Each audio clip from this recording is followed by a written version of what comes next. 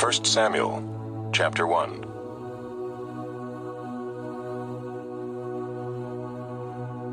There was a certain man of Ramathaim-Zophim of the hill country of Ephraim, whose name was Elkanah, the son of Jeroham, son of Elihu, son of Tohu, son of Ziph, an Ephrathite. He had 2 wives. The name of the one was Hannah, and the name of the other Peninnah. And Peninnah had children, but Hannah had no children.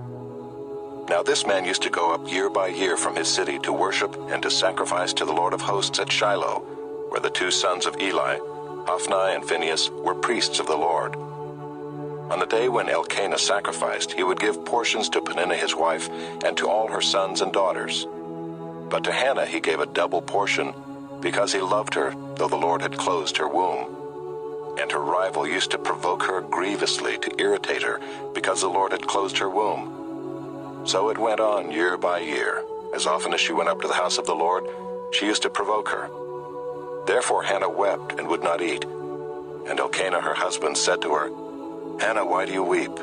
And why do you not eat? And why is your heart sad? Am I not more to you than 10 sons? After they had eaten and drunk in Shiloh, Hannah rose. Now Eli the priest was sitting on the seat beside the doorpost of the temple of the Lord. She was deeply distressed and prayed to the Lord and wept bitterly. And she vowed a vow and said, O Lord of hosts, if you will indeed look on the affliction of your servant, and remember me and not forget your servant, that will give to your servant a son, then I will give him to the Lord all the days of his life, and no razor shall touch his head. As she continued praying before the Lord, Eli observed her mouth. Hannah was speaking in her heart, only her lips moved and her voice was not heard. Therefore Eli took her to be a drunken woman. And Eli said to her, How long will you go on being drunk? Put your wine away from you. But Hannah answered, No, my lord, I am a woman troubled in spirit. I have drunk neither wine nor strong drink, but I have been pouring out my soul before the Lord. Do not regard your servant as a worthless woman, for all along I have been speaking out of my great anxiety and vexation. Then Eli answered, Go in peace, and the God of Israel grant your petition that you have made to him. And she said, Let your servant find favor in your eyes. Then the woman went her way and ate, and her face was no longer sad. They rose early in the morning and worshipped before the Lord. Then they went back to their house at Ramah. And Elkanah knew Hannah his wife, and the Lord remembered her. And in due time Hannah conceived and bore a son, and she called his name Samuel. For she said, I have asked for him from the Lord. The man Elkanah and all his house went up to offer to the Lord the yearly sacrifice and to pay his vow. But Hannah did not go up, for she said to her husband, As soon as the child is weaned, I will bring him, so that he may appear in the presence of the Lord and dwell there forever. Elkanah her husband said to her, Do what seems best to you. Wait until you have weaned him, only may the Lord establish his word. So the woman remained and nursed her son until she weaned him. And when she had weaned him, she took him up with her along with a 3-year-old bull, an ephah of flour, and a skin of wine. And she brought him to the house of the Lord at Shiloh. And the child was young. Then they slaughtered the bull, and they brought the child to Eli. And she said, O my Lord, as you live, my Lord, I am the woman who was standing here in your presence, praying to the Lord. For this child I prayed, and the Lord has granted me my petition that I made to him. Therefore I have lent him to the Lord. As long as he lives, he is lent to the Lord. And he worshipped the Lord there.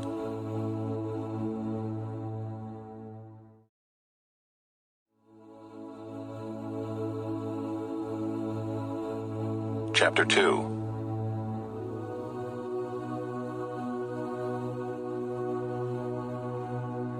And Hannah prayed and said, My heart exults in the Lord. My horn is exalted in the Lord.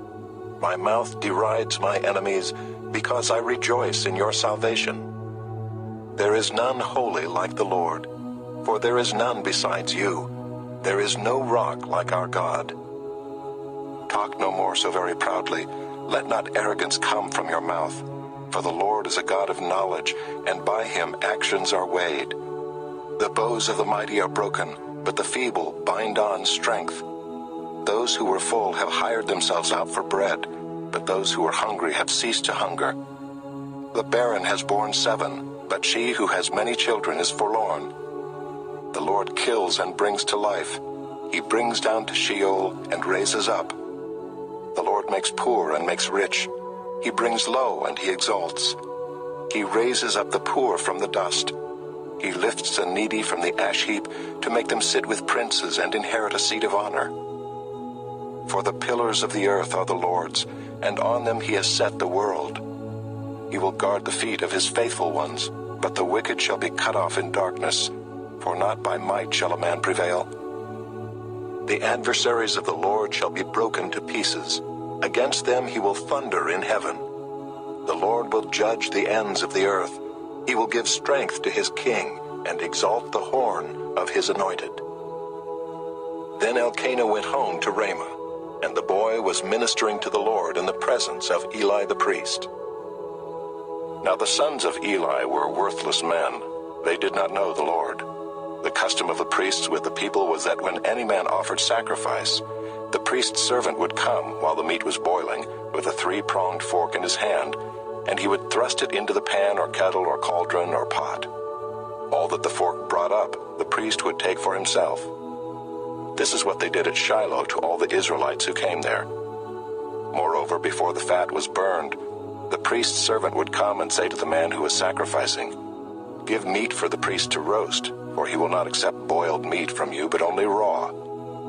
And if the man said to him, "Let them burn the fat first and then take as much as you wish," he would say, "No, you must give it now, and if not, I will take it by force." Thus the sin of the young men was very great in the sight of the Lord, for the man treated the offering of the Lord with contempt. Samuel was ministering before the Lord, a boy clothed with a linen ephod. And his mother used to make for him a little robe and take it to him each year when she went up with her husband to offer the yearly sacrifice. Then Eli would bless Elkanah and his wife and say, "May the Lord give you children by this woman for the petition she asked of the Lord." So then they would return to their home. Indeed, the Lord visited Hannah, and she conceived and bore 3 sons and 2 daughters. And the boy Samuel grew in the presence of the Lord. Now Eli was very old, and he kept hearing all that his sons were doing to all Israel, and how they lay with the women who were serving at the entrance to the tent of meeting. And he said to them, "Why do you do such things? For I hear of your evil dealings from all these people. No, my sons, it is no good report that I hear the people of the Lord spreading abroad. If someone sins against a man, God will mediate for him. But if someone sins against the Lord, who can intercede for him?" But they would not listen to the voice of their father, for it was the will of the Lord to put them to death. Now the boy Samuel continued to grow both in stature and in favor with the Lord and also with man. And there came a man of God to Eli and said to him, "Thus says the Lord, did I indeed reveal myself to the house of your father when they were in Egypt, subject to the house of Pharaoh? Did I choose him out of all the tribes of Israel to be my priest, to go up to my altar, to burn incense, to wear an ephod before me? I gave to the house of your father all my offerings by fire from the people of Israel. Why then do you scorn my sacrifices and my offerings that I commanded for my dwelling, and honor your sons above me by fattening yourselves on the choicest parts of every offering of my people Israel? Therefore the Lord, the God of Israel, declares, I promised that your house and the house of your father should go in and out before me forever. But now the Lord declares, Far be it from me, for those who honor me I will honor, and those who despise me shall be lightly esteemed. Behold, the days are coming when I will cut off your strength and the strength of your father's house, so that there will not be an old man in your house. Then in distress you will look with envious eye on all the prosperity that shall be bestowed on Israel, and there shall not be an old man in your house forever. The only one of you whom I shall not cut off from my altar shall be spared to weep his eyes out, to grieve his heart, and all the descendants of your house shall die by the sword of men. And this that shall come upon your 2 sons, Hophni and Phinehas, shall be the sign to you. both of them shall die on the same day. And I will raise up for myself a faithful priest, who shall do according to what is in my heart and in my mind. And I will build him a sure house, and he shall go in and out before my anointed forever. And everyone who is left in your house shall come to implore him for a piece of silver or a loaf of bread, and shall say, Please put me in one of the priest's places, that I may eat a morsel of bread.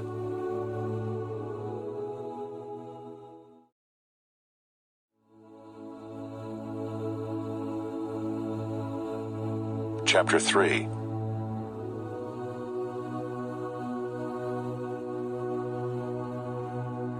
Now the boy Samuel was ministering to the Lord in the presence of Eli, and the word of the Lord was rare in those days.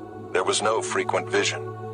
At that time, Eli, whose eyesight had begun to grow dim so that he could not see, was lying down in his own place. The lamp of God had not yet gone out, and Samuel was lying down in the temple of the Lord where the ark of God was. Then the Lord called Samuel, and he said, Here I am, and ran to Eli and said, Here I am, for you called me. But he said, I did not call. Lie down again. So he went and lay down. And the Lord called again, Samuel. And Samuel arose and went to Eli and said, Here I am, for you called me. But he said, I did not call, my son. Lie down again. Now Samuel did not yet know the Lord, and the word of the Lord had not yet been revealed to him. And the Lord called Samuel again the third time. And he arose and went to Eli and said, Here I am, for you called me. Then Eli perceived that the Lord was calling the boy. Therefore Eli said to Samuel, Go, lie down, and if he calls you, you shall say, Speak, Lord, for your servant hears. So Samuel went and lay down in his place. And the Lord came and stood, calling as at other times, Samuel, Samuel. And Samuel said, Speak, for your servant hears. Then the Lord said to Samuel, Behold, I am about to do a thing in Israel at which the two ears of everyone who hears it will tingle. On that day I will fulfill against Eli all that I have spoken concerning his house, from beginning to end. And I declare to him that I am about to punish his house forever, for the iniquity that he knew, because his sons were blaspheming God, and he did not restrain them. Therefore I swear to the house of Eli that the iniquity of Eli's house shall not be atoned for by sacrifice or offering forever. Samuel lay until morning. Then he opened the doors of the house of the Lord. And Samuel was afraid to tell the vision to Eli. But Eli called Samuel and said, Samuel, my son. And he said, Here I am. And Eli said, What was it that he told you? Do not hide it from me. May God do so to you, and more also if you hide anything from me of all that he told you. So Samuel told him everything and hid nothing from him. And he said, It is the Lord. Let him do what seems good to him. And Samuel grew, and the Lord was with him, and let none of his words fall to the ground. And all Israel from Dan to Beersheba knew that Samuel was established as a prophet of the Lord. And the Lord appeared again at Shiloh, for the Lord revealed himself to Samuel at Shiloh by the word of the Lord.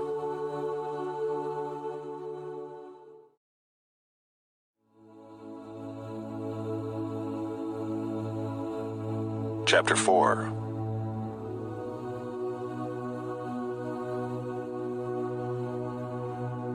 And the word of Samuel came to all Israel.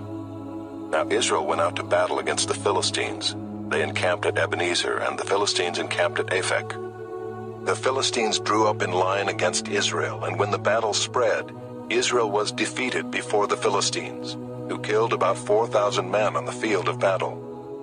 And when the people came to the camp, the elders of Israel said, Why has the Lord defeated us today before the Philistines?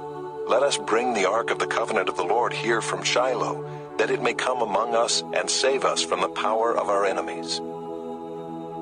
So the people sent to Shiloh and brought from there the ark of the covenant of the Lord of hosts, who is enthroned on the cherubim. And the two sons of Eli, Hophni and Phinehas, were there with the ark of the covenant of God. As soon as the ark of the covenant of the Lord came into the camp, all Israel gave a mighty shout, so that the earth resounded. And when the Philistines heard the noise of the shouting, they said, "What does this great shouting in the camp of the Hebrews mean?" And when they learned that the ark of the Lord had come to the camp, the Philistines were afraid, for they said, "A god has come into the camp." And they said, "Woe to us, for nothing like this has happened before. Woe to us! Who can deliver us from the power of these mighty gods? These are the gods who struck the Egyptians with every sort of plague in the wilderness.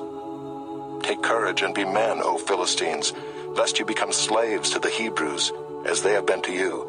Be men and fight." So the Philistines fought, and Israel was defeated, and they fled every man to his home. And there was a very great slaughter, for 30,000 foot soldiers of Israel fell. And the ark of God was captured, and the two sons of Eli, Hophni and Phinehas, died. A man of Benjamin ran from the battle line and came to Shiloh the same day, with his clothes torn and with dirt on his head.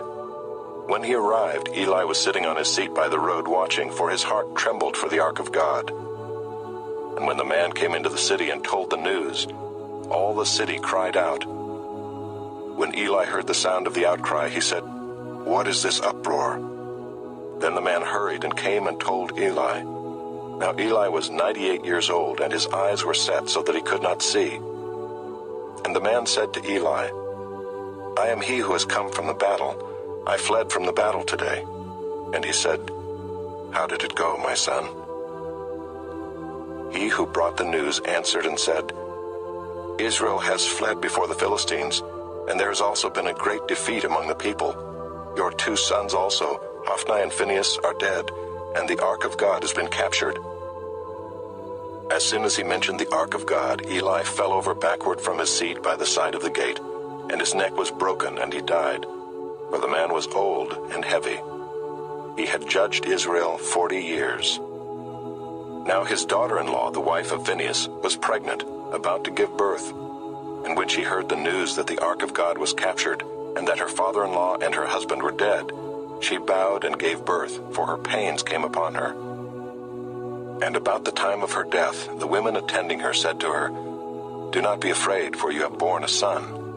But she did not answer or pay attention. And she named the child Ichabod, saying, "The glory has departed from Israel," because the ark of God had been captured, and because of her father-in-law and her husband. And she said, "The glory has departed from Israel, for the ark of God has been captured."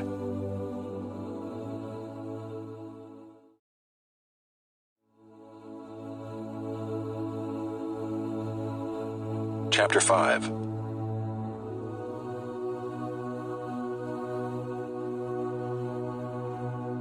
When the Philistines captured the ark of God, they brought it from Ebenezer to Ashdod.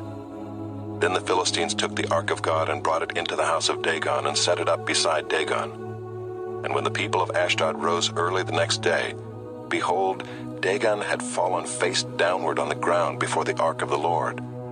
So they took Dagon and put him back in his place.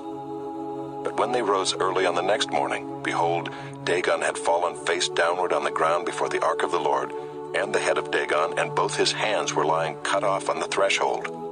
Only the trunk of Dagon was left to him.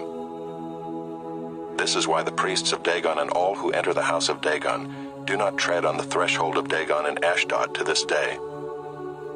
The hand of the Lord was heavy against the people of Ashdod, and he terrified and afflicted them with tumors, both Ashdod and its territory. And when the men of Ashdod saw how things were, they said, "The ark of the God of Israel must not remain with us, for his hand is hard against us and against Dagon our God."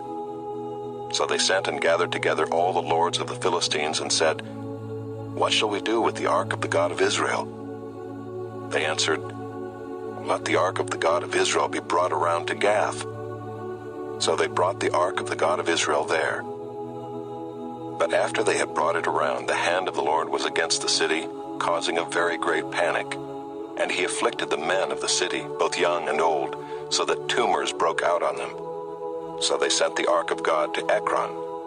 But as soon as the ark of God came to Ekron, the people of Ekron cried out, "They have brought around to us the ark of the God of Israel to kill us and our people." They sent therefore and gathered together all the lords of the Philistines and said, "Send away the ark of the God of Israel, and let it return to its own place, that it may not kill us and our people. For there was a deathly panic throughout the whole city.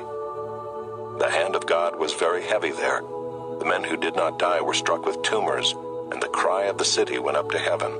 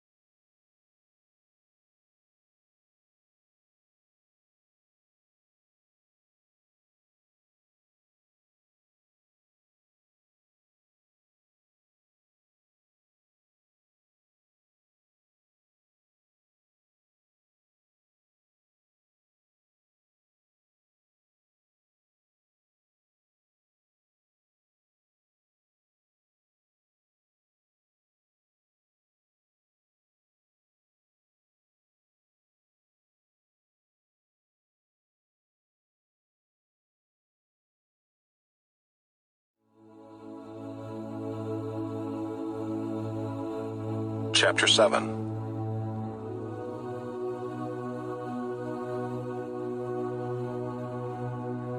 And the men of Kiriath-Jearim came and took up the ark of the Lord and brought it to the house of Abinadab on the hill. And they consecrated his son Eleazar to have charge of the ark of the Lord.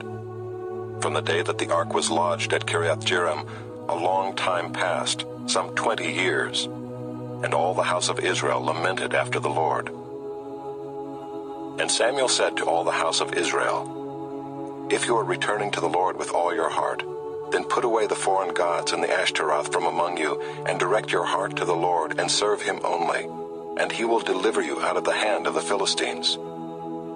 So the people of Israel put away the Baals and the Ashtaroth, and they served the Lord only. Then Samuel said, "Gather all Israel at Mizpah, and I will pray to the Lord for you." So they gathered at Mizpah and drew water and poured it out before the Lord, and fasted on that day, and said there, "We have sinned against the Lord." And Samuel judged the people of Israel at Mizpah. Now when the Philistines heard that the people of Israel had gathered at Mizpah, the lords of the Philistines went up against Israel. And when the people of Israel heard of it, they were afraid of the Philistines.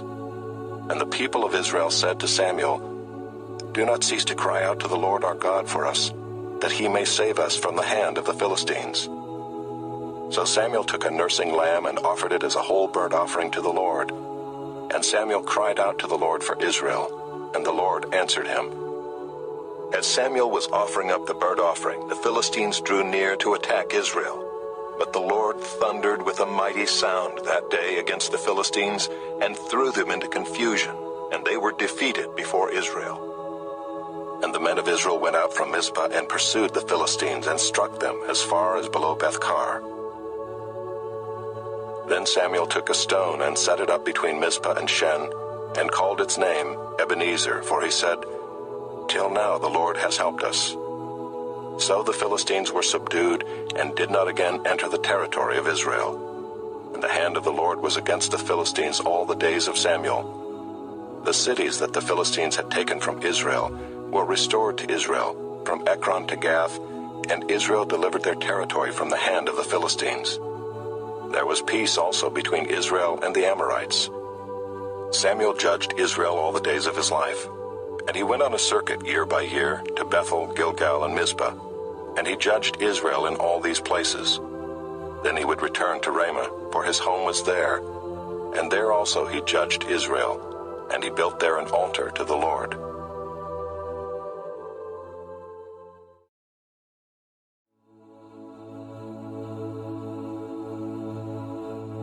Chapter 8.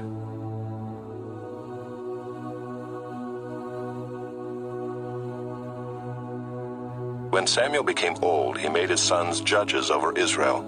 The name of his firstborn son was Joel, and the name of his second, Abijah. They were judges in Beersheba. Yet his sons did not walk in his ways, but turned aside after gain. They took bribes and perverted justice. Then all the elders of Israel gathered together and came to Samuel at Ramah and said to him, "Behold, you are old, and your sons do not walk in your ways. Now appoint for us a king to judge us like all the nations." But the thing displeased Samuel when they said, "Give us a king to judge us." And Samuel prayed to the Lord, and the Lord said to Samuel, "Obey the voice of the people in all that they say to you, for they have not rejected you, but they have rejected me from being king over them. According to all the deeds that they have done from the day I brought them up out of Egypt, even to this day, forsaking me and serving other gods, so they are also doing to you. Now then, obey their voice. Only you shall solemnly warn them, and show them the ways of the king who shall reign over them." So Samuel told all the words of the Lord to the people who were asking for a king from him. He said, "These will be the ways of the king who will reign over you. He will take your sons and appoint them to his chariots, and to be his horsemen, and to run before his chariots. And he will appoint for himself commanders of thousands and commanders of 50s, and some to plow his ground and to reap his harvest, and to make his implements of war and the equipment of his chariots. He will take your daughters to be perfumers and cooks and bakers. He will take the best of your fields and vineyards and olive orchards and give them to his servants. He will take the tenth of your grain and of your vineyards and give it to his officers and to his servants. He will take your male servants and female servants and the best of your young men and your donkeys and put them to his work. He will take the tenth of your flocks, and you shall be his slaves. And in that day you will cry out because of your king whom you have chosen for yourselves, but the Lord will not answer you in that day." But the people refused to obey the voice of Samuel, and they said, "No, but there shall be a king over us, that we also may be like all the nations, and that our king may judge us and go out before us and fight our battles." And when Samuel had heard all the words of the people, he repeated them in the ears of the Lord. And the Lord said to Samuel, "Obey their voice and make them a king." Samuel then said to the men of Israel, "Go every man to his city."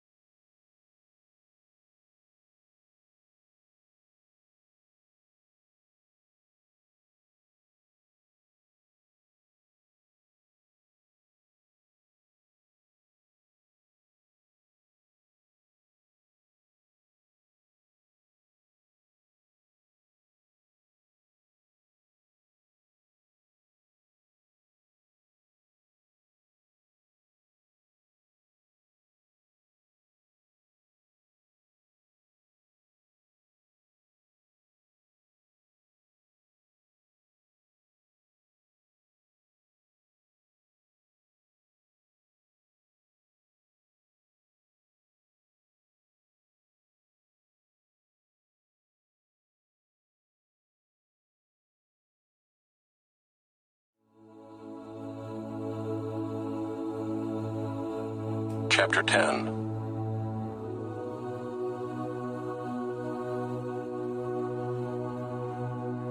Then Samuel took a flask of oil and poured it on his head and kissed him and said, "Has not the Lord anointed you to be prince over his people Israel? And you shall reign over the people of the Lord, and you will save them from the hand of their surrounding enemies. And this shall be the sign to you that the Lord has anointed you to be prince over his heritage.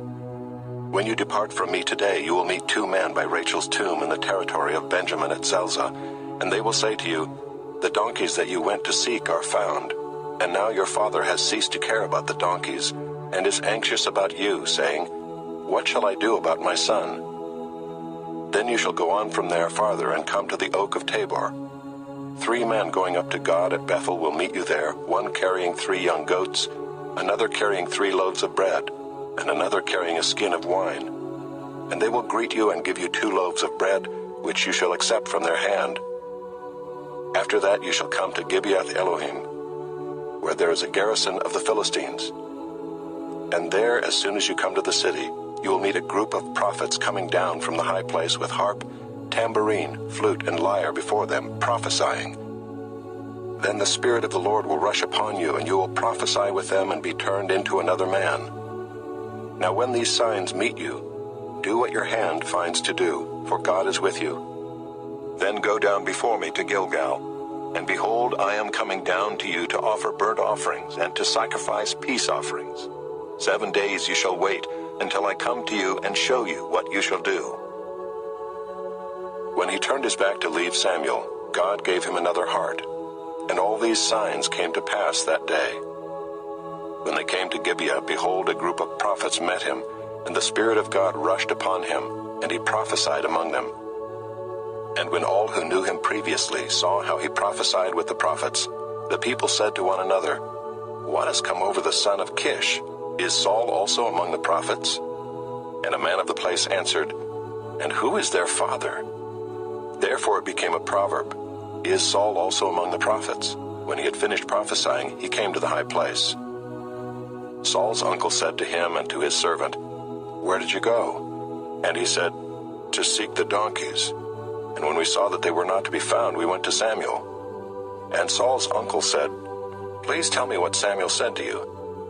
And Saul said to his uncle, "He told us plainly that the donkeys had been found." But about the matter of the kingdom of which Samuel had spoken, he did not tell him anything.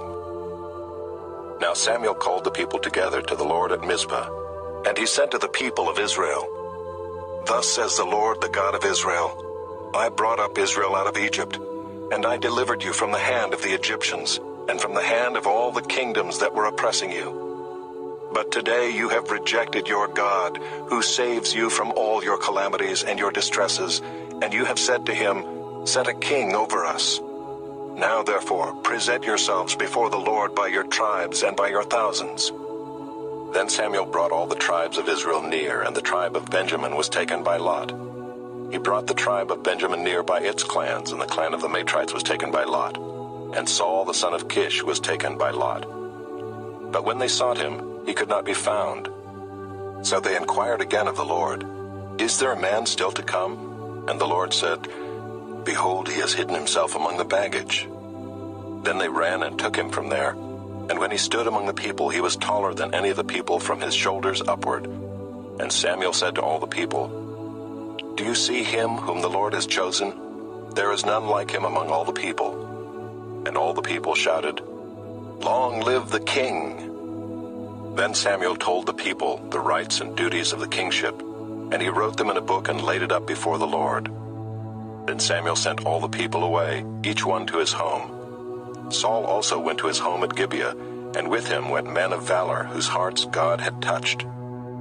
But some worthless fellows said, "How can this man save us?" And they despised him and brought him no present. But he held his peace.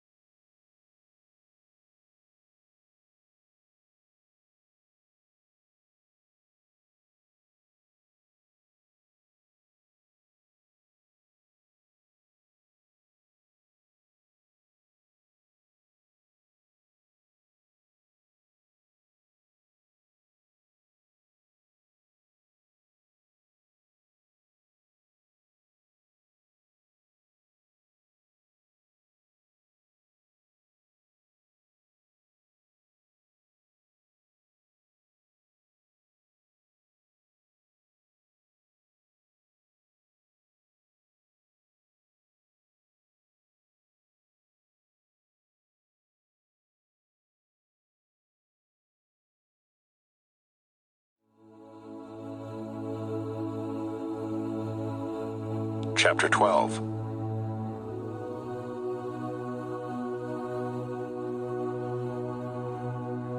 And Samuel said to all Israel, Behold, I have obeyed your voice in all that you have said to me, and have made a king over you. And now, behold, the king walks before you, and I am old and gray, and behold, my sons are with you. I have walked before you from my youth until this day.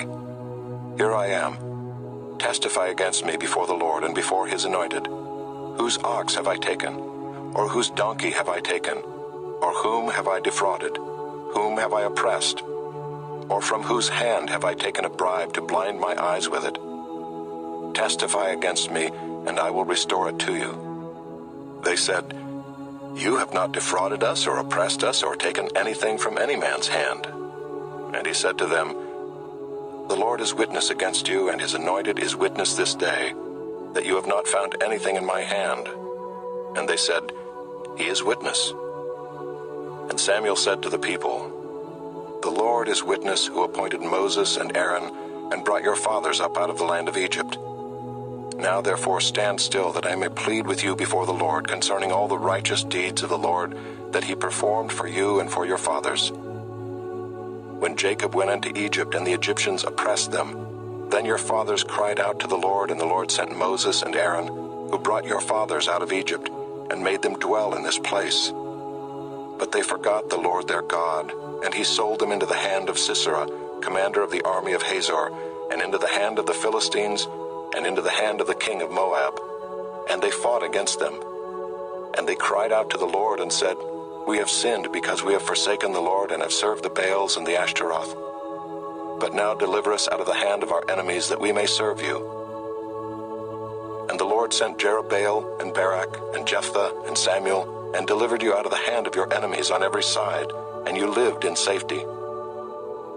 And when you saw that Nahash the king of the Ammonites came against you, you said to me, No, but a king shall reign over us, when the Lord your God was king. And now behold, the king whom you have chosen, for whom you have asked, behold, the Lord has set a king over you. If you will fear the Lord and serve him, and obey his voice, and not rebel against the commandment of the Lord, and if both you and the king who reigns over you will follow the Lord your God, it will be well. But if you will not obey the voice of the Lord, but rebel against the commandment of the Lord, then the hand of the Lord will be against you and your king. Now therefore stand still, and see this great thing that the Lord will do before your eyes. Is it not wheat harvest today? I will call upon the Lord that he may send thunder and rain. And you shall know and see that your wickedness is great, which you have done in the sight of the Lord, in asking for yourselves a king. So Samuel called upon the Lord, and the Lord sent thunder and rain that day, and all the people greatly feared the Lord and Samuel. And all the people said to Samuel, Pray for your servants to the Lord your God, that we may not die, for we have added to all our sins this evil, to ask for ourselves a king. And Samuel said to the people, Do not be afraid. You have done all this evil, yet do not turn aside from following the Lord, but serve the Lord with all your heart. And do not turn aside after empty things that cannot profit or deliver, for they are empty. For the Lord will not forsake his people, for his great name's sake, because it has pleased the Lord to make you a people for himself. Moreover, as for me, far be it from me that I should sin against the Lord by ceasing to pray for you, and I will instruct you in the good and the right way. Only fear the Lord and serve him faithfully with all your heart. For consider what great things he has done for you. But if you still do wickedly, you shall be swept away, both you and your king.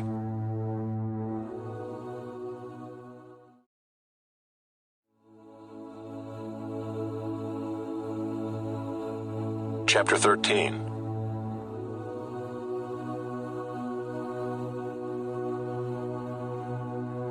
Saul lived for 1 year and then became king. And when he had reigned for 2 years over Israel, Saul chose 3,000 men of Israel. 2,000 were with Saul in Michmash and the hill country of Bethel, and 1,000 were with Jonathan in Gibeah of Benjamin. The rest of the people he sent home, every man to his tent. Jonathan defeated the garrison of the Philistines that was at Gibeah, and the Philistines heard of it, and Saul blew the trumpet throughout all the land, saying, "Let the Hebrews hear." And all Israel heard it said that Saul had defeated the garrison of the Philistines, and also that Israel had become a stench to the Philistines. And the people were called out to join Saul at Gilgal. And the Philistines mustered to fight with Israel 30,000 chariots and 6,000 horsemen, and troops like the sand on the seashore in multitude. They came up and encamped in Michmash to the east of Bethaven. When the men of Israel saw that they were in trouble, for the people were hard pressed, the people hid themselves in caves and in holes and in rocks and in tombs and in cisterns. And some Hebrews crossed the fords of the Jordan to the land of Gad and Gilead. Saul was still at Gilgal, and all the people followed him trembling. He waited 7 days, the time appointed by Samuel. But Samuel did not come to Gilgal, and the people were scattering from him. So Saul said, "Bring the burnt offering here to me and the peace offerings." And he offered the burnt offering. As soon as he had finished offering the burnt offering, behold, Samuel came. And Saul went out to meet him and greet him.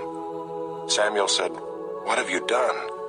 And Saul said, "When I saw that the people were scattering from me, and that you did not come within the days appointed, and that the Philistines had mustered at Michmash, I said, Now the Philistines will come down against me at Gilgal, and I have not sought the favor of the Lord. So I forced myself and offered the burnt offering." And Samuel said to Saul, "You have done foolishly. You have not kept the command of the Lord your God with which he commanded you. For then the Lord would have established your kingdom over Israel forever. But now your kingdom shall not continue. The Lord has sought out a man after his own heart, and the Lord has commanded him to be prince over his people, because you have not kept what the Lord commanded you." And Samuel arose and went up from Gilgal. The rest of the people went up after Saul to meet the army. They went up from Gilgal to Gibeah of Benjamin. And Saul numbered the people who were present with him, about 600 men. And Saul and Jonathan his son and the people who were present with them stayed in Gibeah of Benjamin, but the Philistines encamped in Michmash. And raiders came out of the camp of the Philistines in 3 companies. One company turned toward Ophrah to the land of Shual. Another company turned toward Beth-horon. And another company turned toward the border that looks down on the valley of Zeboim, toward the wilderness. Now there was no blacksmith to be found throughout all the land of Israel, for the Philistines said, "Lest the Hebrews make themselves swords or spears." But every one of the Israelites went down to the Philistines to sharpen his plowshare, his mattock, his axe, or his sickle, and the charge was 2/3 of a shekel for the plowshares and for the mattocks, and 1/3 of a shekel for sharpening the axes and for setting the goads. So on the day of the battle there was neither sword nor spear found in the hand of any of the people with Saul and Jonathan, but Saul and Jonathan his son had them. And the garrison of the Philistines went out to the pass of Michmash.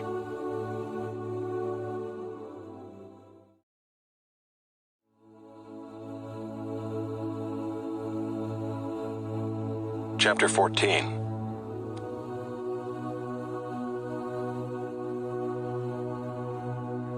One day Jonathan, the son of Saul, said to the young man who carried his armor, "Come, let us go over to the Philistine garrison on the other side." But he did not tell his father. Saul was staying in the outskirts of Gibeah in the pomegranate cave at Migron. The people who were with him were about 600 men, including Ahijah the son of Ahitub, Ichabod's brother, son of Phinehas, son of Eli, the priest of the Lord in Shiloh, wearing an ephod. And the people did not know that Jonathan had gone. Within the passes by which Jonathan sought to go over to the Philistine garrison, there was a rocky crag on the one side and a rocky crag on the other side. The name of the one was Bozez, and the name of the other, Sina. The one crag rose on the north in front of Michmash, and the other on the south in front of Geba. Jonathan said to the young man who carried his armor, "Come, let us go over to the garrison of these uncircumcised. It may be that the Lord will work for us, for nothing can hinder the Lord from saving by many or by few." And his armor-bearer said to him, "Do all that is in your heart. Do as you wish. Behold, I am with you heart and soul." Then Jonathan said, "Behold, we will cross over to the men, and we will show ourselves to them. If they say to us, 'Wait until we come to you,' then we will stand still in our place, and we will not go up to them. But if they say, 'Come up to us,' then we will go up, for the Lord has given them into our hand, and this shall be the sign to us." So both of them showed themselves to the garrison of the Philistines. And the Philistines said, "Look, Hebrews are coming out of the holes where they have hidden themselves." And the men of the garrison hailed Jonathan and his armor-bearer and said, "Come up to us, and we will show you a thing." And Jonathan said to his armor-bearer, "Come up after me, for the Lord has given them into the hand of Israel." Then Jonathan climbed up on his hands and feet, and his armor-bearer after him. And they fell before Jonathan, and his armor-bearer killed them after him. And that first strike which Jonathan and his armor-bearer made killed about 20 men, within, as it were, half a furrow's length in an acre of land. And there was a panic in the camp, in the field, and among all the people. The garrison and even the raiders trembled, the earth quaked, and it became a very great panic. And the watchmen of Saul and Gibeah of Benjamin looked, and behold, the multitude was dispersing here and there. Then Saul said to the people who were with him, "Count and see who has gone from us." And when they had counted, behold, Jonathan and his armor-bearer were not there. So Saul said to Ahijah, "Bring the ark of God here." For the ark of God went at that time with the people of Israel. Now while Saul was talking to the priest, the tumult in the camp of the Philistines increased more and more. So Saul said to the priest, "Withdraw your hand." Then Saul and all the people who were with him rallied and went into the battle. And behold, every Philistine's sword was against his fellow, and there was very great confusion. Now the Hebrews who had been with the Philistines before that time, and who had gone up with them into the camp, even they also turned to be with the Israelites who were with Saul and Jonathan. Likewise, when all the men of Israel who had hidden themselves in the hill country of Ephraim heard that the Philistines were fleeing, they too followed hard after them in the battle.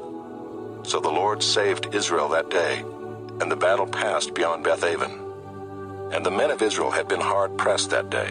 So Saul had laid an oath on the people, saying, "Cursed be the man who eats food until it is evening, and I am avenged on my enemies." So none of the people had tasted food. Now when all the people came to the forest, behold, there was honey on the ground. And when the people entered the forest, behold, the honey was dropping, but no one put his hand to his mouth, for the people feared the oath. But Jonathan had not heard his father charge the people with the oath. So he put out the tip of the staff that was in his hand, and dipped it in the honeycomb, and put his hand to his mouth, and his eyes became bright. Then one of the people said, "Your father strictly charged the people with an oath, saying, 'Cursed be the man who eats food this day.' And the people were faint. Then Jonathan said, 'My father has troubled the land. See how my eyes have become bright because I tasted a little of this honey. How much better if the people had eaten freely today of the spoil of their enemies that they found. For now the defeat among the Philistines has not been great.' They struck down the Philistines that day from Michmash to Aijalon, and the people were very faint. The people pounced on the spoil and took sheep and oxen and calves and slaughtered them on the ground, and the people ate them with the blood. Then they told Saul, 'Behold, the people are sinning against the Lord by eating with the blood.' And he said, 'You have dealt treacherously.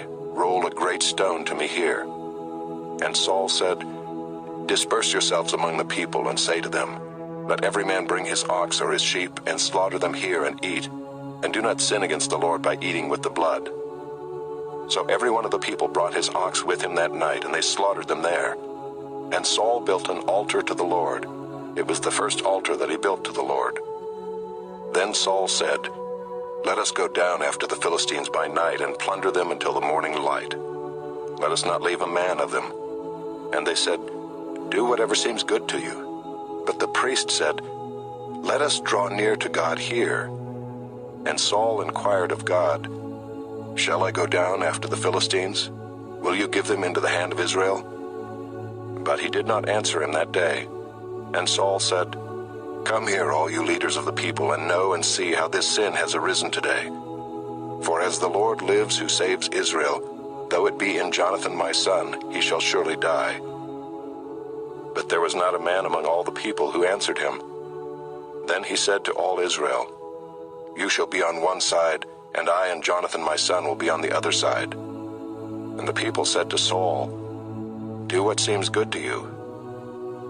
Therefore Saul said, 'O Lord God of Israel, why have you not answered your servant this day? If this guilt is in me or in Jonathan my son, O Lord God of Israel, give Urim. But if this guilt is in your people Israel, give Thummim. And Jonathan and Saul were taken, but the people escaped. Then Saul said, Cast a lot between me and my son Jonathan. And Jonathan was taken. Then Saul said to Jonathan, Tell me what you have done. And Jonathan told him, I tasted a little honey with the tip of the staff that was in my hand. Here I am, I will die. And Saul said, God do so to me and more also. You shall surely die, Jonathan. Then the people said to Saul, Shall Jonathan die who has worked this great salvation in Israel?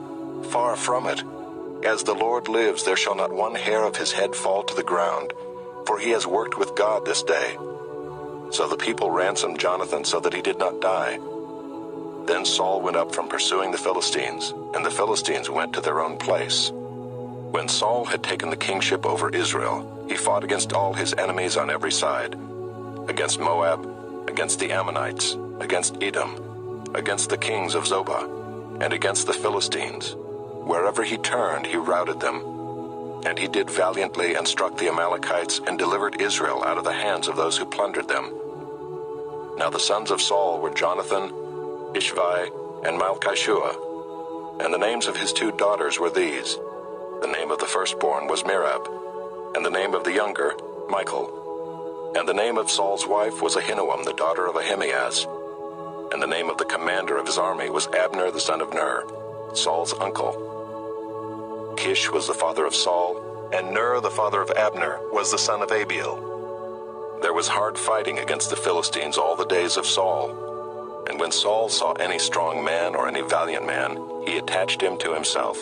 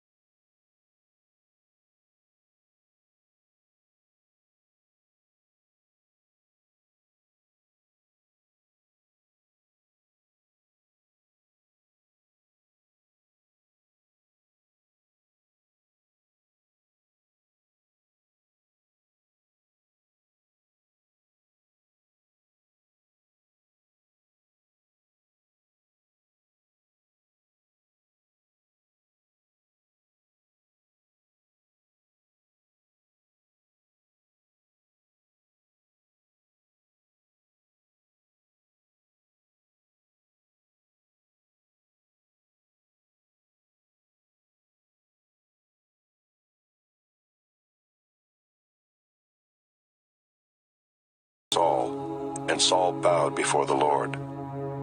Then Samuel said, "Bring here to me Agag the king of the Amalekites." And Agag came to him cheerfully. Agag said, "Surely the bitterness of death is past." And Samuel said, "As your sword has made women childless, so shall your mother be childless among women." And Samuel hacked Agag to pieces before the Lord in Gilgal. Then Samuel went to Ramah, and Saul went up to his house in Gibeah of Saul. And Samuel did not see Saul again until the day of his death. But Samuel grieved over Saul, and the Lord regretted that he had made Saul king over Israel.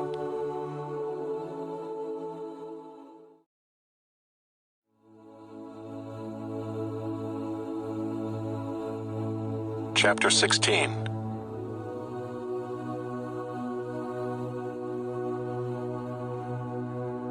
The Lord said to Samuel, "How long will you grieve over Saul, since I have rejected him from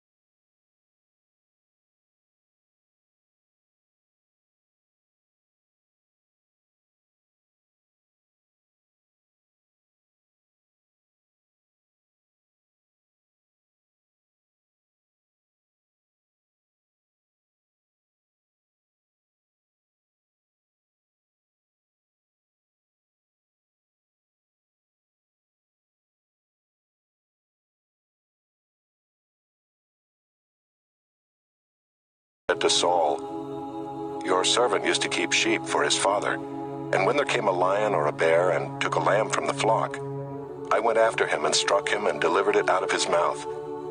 And if he arose against me, I caught him by his beard and struck him and killed him. Your servant has struck down both lions and bears, and this uncircumcised Philistine shall be like one of them, for he has defied the armies of the living God." And David said, "The Lord who delivered me from the paw of the lion and from the paw of the bear will deliver me from the hand of this Philistine." And Saul said to David, "Go, and the Lord be with you." Then Saul clothed David with his armor.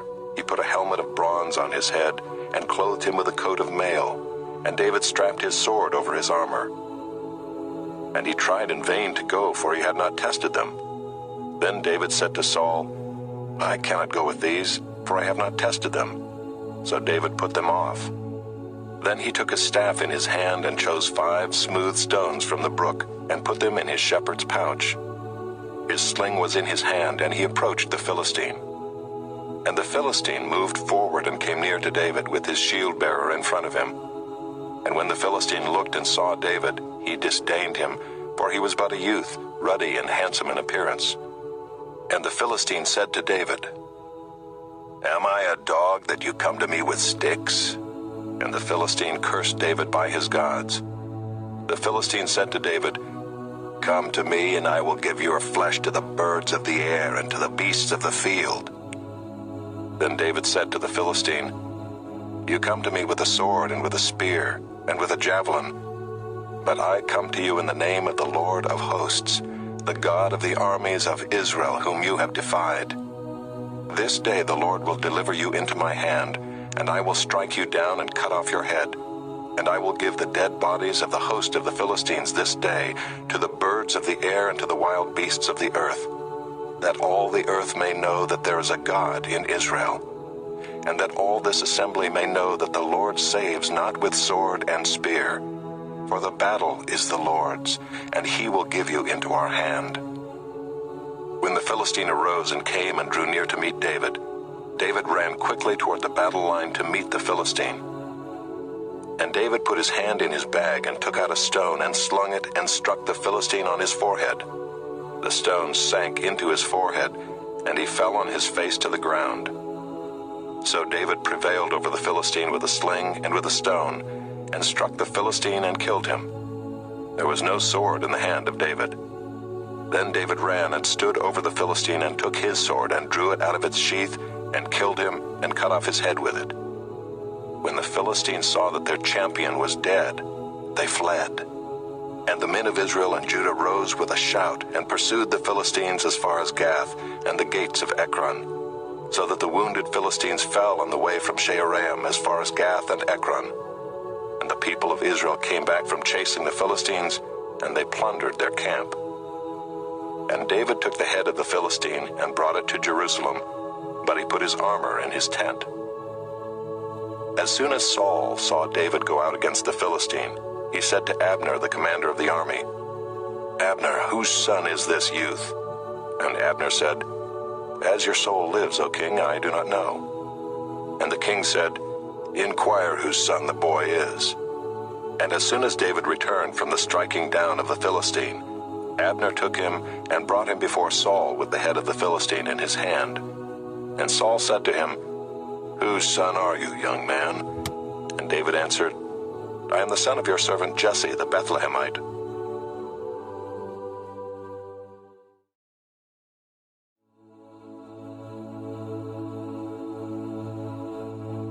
Chapter 18.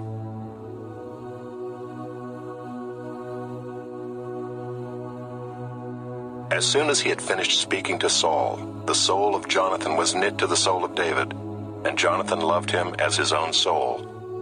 And Saul took him that day and would not let him return to his father's house. Then Jonathan made a covenant with David because he loved him as his own soul. And Jonathan stripped himself of the robe that was on him and gave it to David and his armor and even his sword and his bow and his belt. And David went out and was successful wherever Saul sent him, so that Saul set him over the men of war. And this was good in the sight of all the people, and also in the sight of Saul's servants.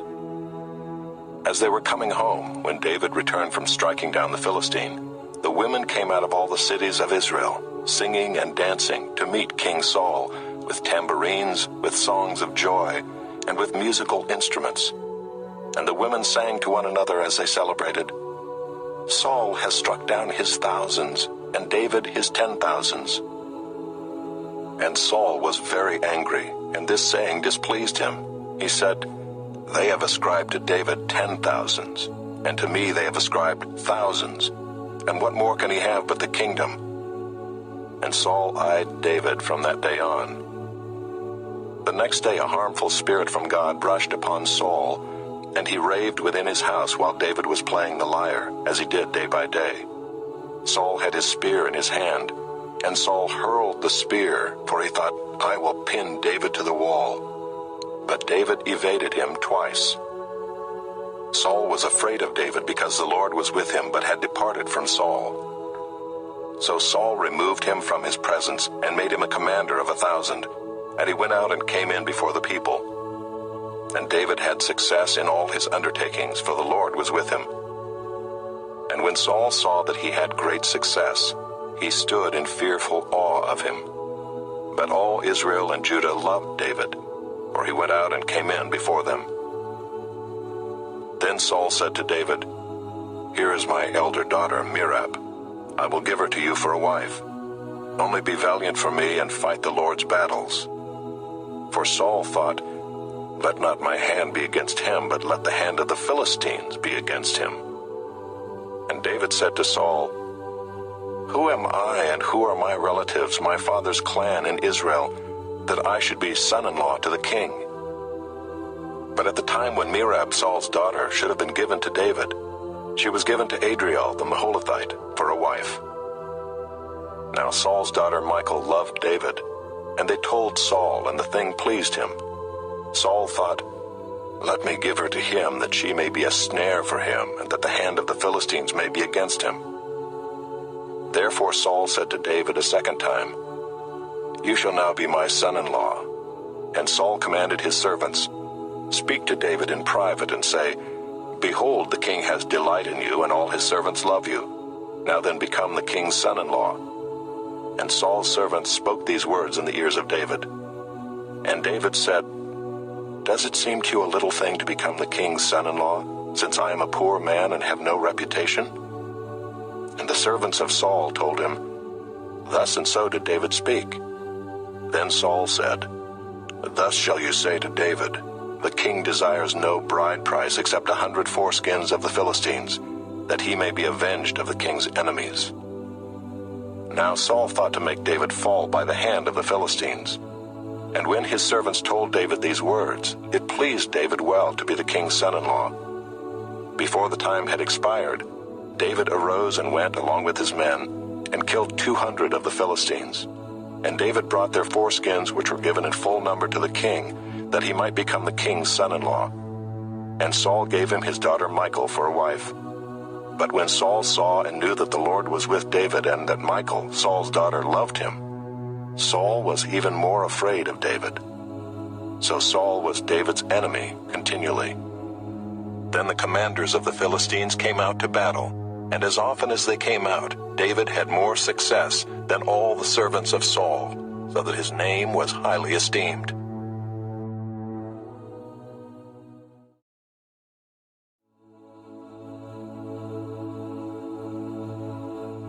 Chapter 19.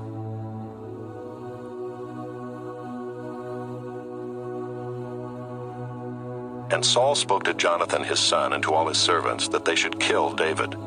But Jonathan, Saul's son, delighted much in David. And Jonathan told David, "Saul my father seeks to kill you. Therefore be on your guard in the morning. Stay in a secret place and hide yourself. And I will go out and stand beside my father in the field where you are, and I will speak to my father about you. And if I learn anything, I will tell you." And Jonathan spoke well of David to Saul his father, and said to him, "Let not the king sin against his servant David, because he has not sinned against you, and because his deeds have brought good to you. For he took his life in his hand, and he struck down the Philistine, and the Lord worked a great salvation for all Israel. You saw it and rejoiced. Why then will you sin against innocent blood by killing David without cause?" And Saul listened to the voice of Jonathan. Saul swore, "As the Lord lives, he shall not be put to death." And Jonathan called David, and Jonathan reported to him all these things. And Jonathan brought David to Saul, and he was in his presence as before. And there was war again, and David went out and fought with the Philistines and struck them with a great blow, so that they fled before him. Then a harmful spirit from the Lord came upon Saul as he sat in his house with his spear in his hand, and David was playing the lyre. And Saul sought to pin David to the wall with a spear, but he eluded Saul, so that he struck the spear into the wall. And David fled and escaped that night. Saul sent messengers to David's house to watch him, that he might kill him in the morning. But Michal, David's wife, told him, "If you do not escape with your life tonight, tomorrow you will be killed." So Michal let David down through the window, and he fled away and escaped. Michal took an image and laid it on the bed, and put a pillow of goat's hair at its head, and covered it with the clothes. And when Saul sent messengers to take David, she said, "He is sick." Then Saul sent the messengers to see David, saying, "Bring him up to me in the bed, that I may kill him." And when the messengers came in, behold, the image was in the bed, with the pillow of goat's hair at its head. Saul said to Michal, "Why have you deceived me thus, and let my enemy go, so that he has escaped?" And Michal answered Saul, "He said to me, 'Let me go. Why should I kill you?'" Now David fled and escaped, and he came to Samuel at Ramah, and told him all that Saul had done to him. And he and Samuel went and lived at Naioth. And it was told Saul, "Behold, David is at Naioth in Ramah." Then Saul sent messengers to take David, and when they saw the company of the prophets prophesying, and Samuel standing as head over them, the Spirit of God came upon the messengers of Saul, and they also prophesied. When it was told Saul, he sent other messengers, and they also prophesied. And Saul sent messengers again the third time, and they also prophesied. Then he himself went to Ramah, and came to the great well that is in Seku. And he asked, "Where are Samuel and David?" And one said, "Behold, they are at Naioth in Ramah." And he went there to Naioth in Ramah, and the Spirit of God came upon him also. And as he went, he prophesied until he came to Naioth in Ramah. And he too stripped off his clothes, and he too prophesied before Samuel, and lay naked all that day and all that night. Thus it is said, "Is Saul also among the prophets?"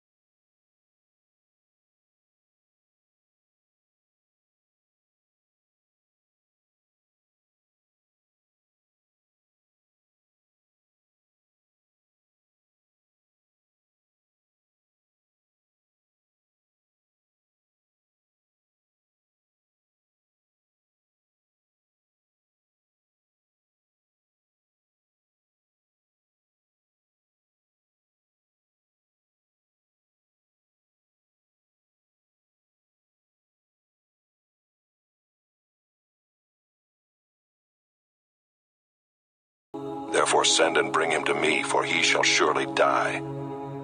Then Jonathan answered Saul his father, "Why should he be put to death? What has he done?" But Saul hurled his spear at him to strike him. So Jonathan knew that his father was determined to put David to death.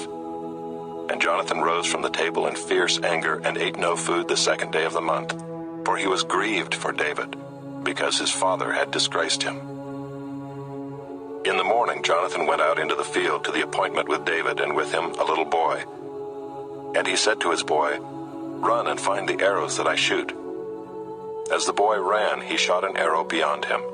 And when the boy came to the place of the arrow that Jonathan had shot, Jonathan called after the boy and said, "Is not the arrow beyond you?" And Jonathan called after the boy, "Hurry, be quick, do not stay." So Jonathan's boy gathered up the arrows and came to his master. But the boy knew nothing, only Jonathan and David knew the matter.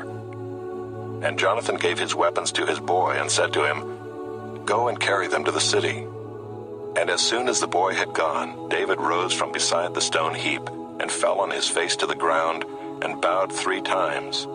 And they kissed one another and wept with one another, David weeping the most. Then Jonathan said to David, "Go in peace, because we have sworn both of us in the name of the Lord, saying, 'The Lord shall be between me and you, and between my offspring and your offspring forever.'" And he rose and departed, and Jonathan went into the city.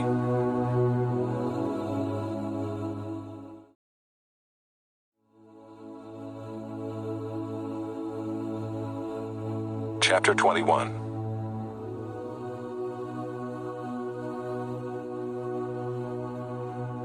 Then David came to Nob to Ahimelech the priest, and Ahimelech came to David trembling and said to him, "Why are you alone and no one with you?" And David said to Ahimelech the priest, "The king has charged me with a matter and said to me, 'Let no one know anything of the matter about which I send you, and with which I have charged you. I have made an appointment with the young men for such and such a place. Now then, what do you have on hand? Give me 5 loaves of bread or whatever is here.' And the priest answered David, 'I have no common bread on hand, but there is holy bread, if the young men have kept themselves from women.' And David answered the priest, 'Truly women have been kept from us as always when I go on an expedition. The vessels of the young men are holy even when it is an ordinary journey.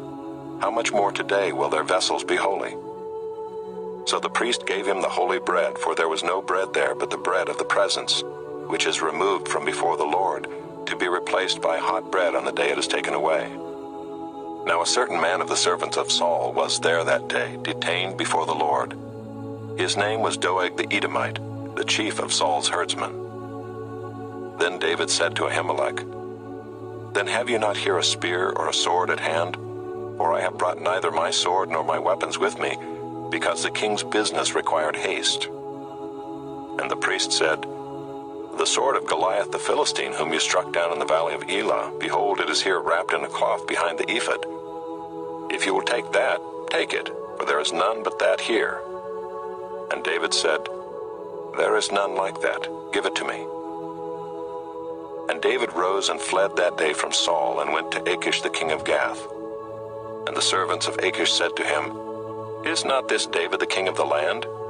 Did they not sing to one another of him in dances? Saul has struck down his thousands, and David his 10,000s. And David took these words to heart, and was much afraid of Achish the king of Gath. So he changed his behavior before them, and pretended to be insane in their hands, and made marks on the doors of the gate, and let his spittle run down his beard. Then Achish said to his servants, 'Behold, you see the man is mad. Why then have you brought him to me? Do I lack madmen that you have brought this fellow to behave as a madman in my presence? Shall this fellow come into my house?'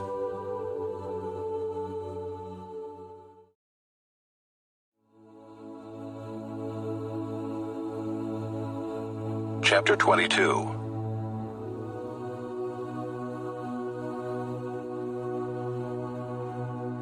David departed from there and escaped to the cave of Adullam.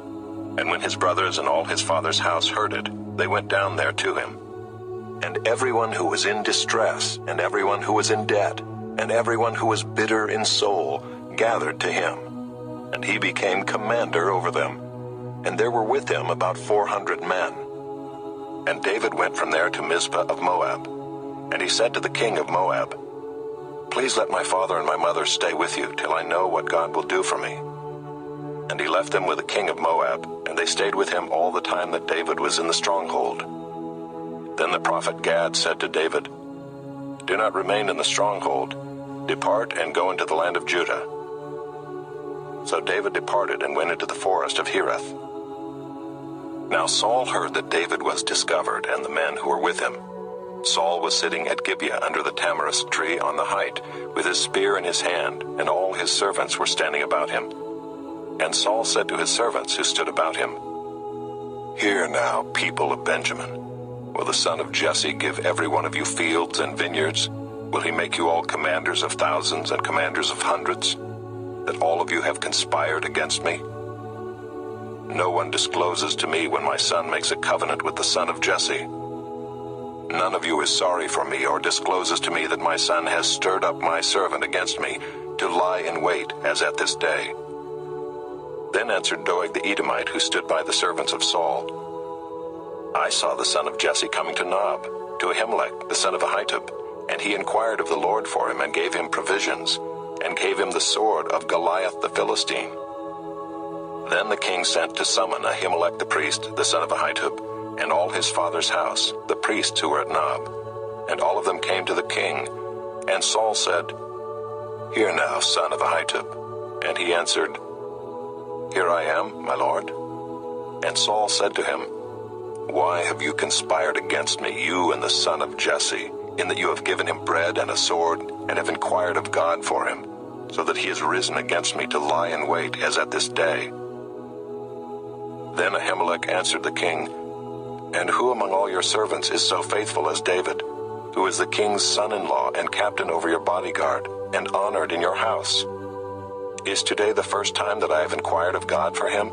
No. Let not the king impute anything to his servant or to all the house of my father, for your servant has known nothing of all this, much or little." And the king said, "You shall surely die, Ahimelech, you and all your father's house." And the king said to the guard who stood about him, "Turn and kill the priests of the Lord, because their hand also is with David, and they knew that he fled and did not disclose it to me." But the servants of the king would not put out their hand to strike the priests of the Lord. Then the king said to Doeg, "You turn and strike the priests." And Doeg the Edomite turned and struck down the priests, and he killed on that day 85 persons who wore the linen ephod. And Nob, the city of the priests, he put to the sword, both man and woman, child and infant, ox, donkey, and sheep, he put to the sword. But one of the sons of Ahimelech, the son of Ahitub, named Abiathar, escaped and fled after David. And Abiathar told David that Saul had killed the priests of the Lord. And David said to Abiathar, "I knew on that day when Doeg the Edomite was there, that he would surely tell Saul, 'I have occasioned the death of all the persons of your father's house.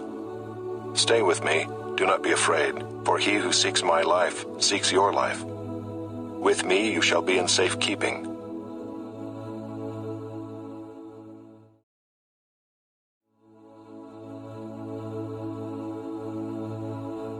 Chapter 23.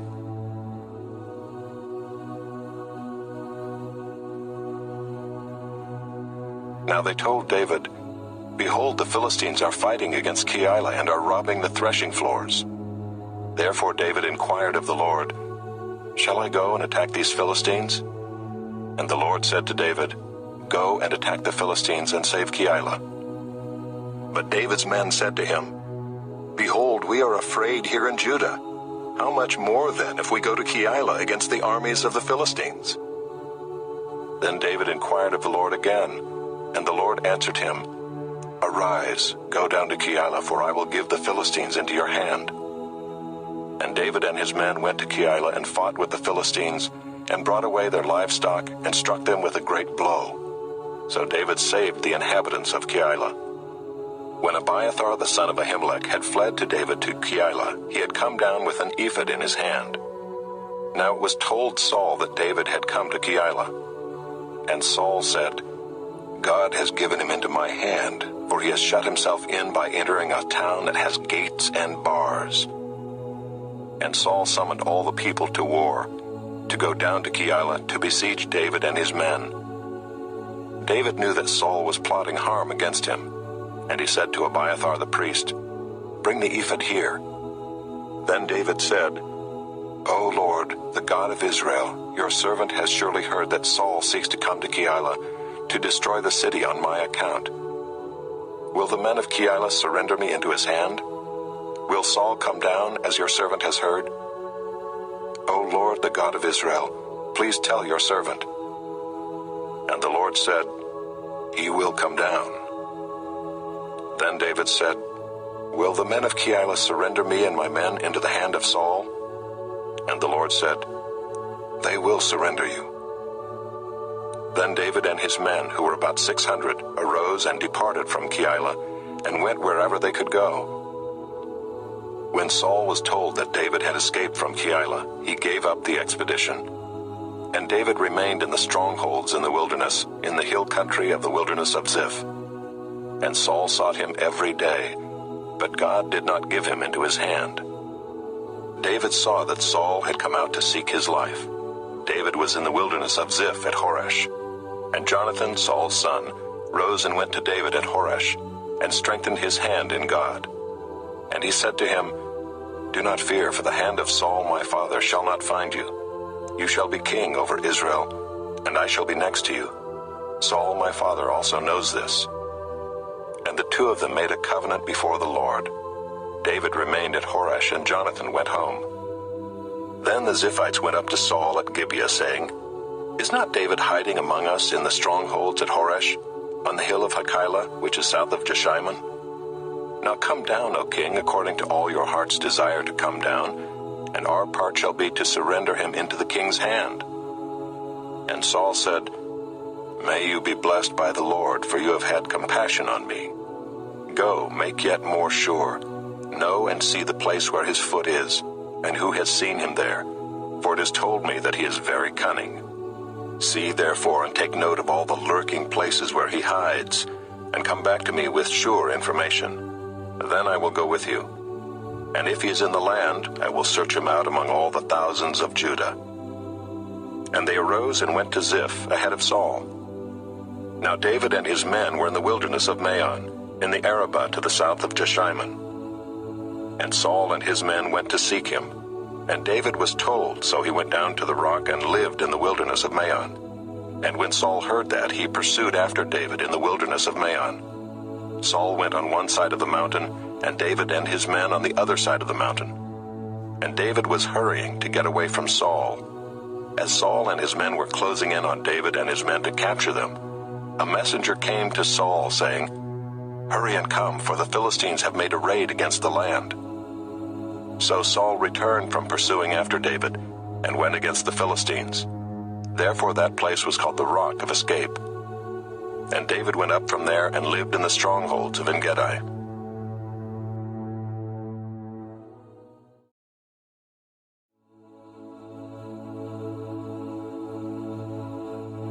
Chapter 24.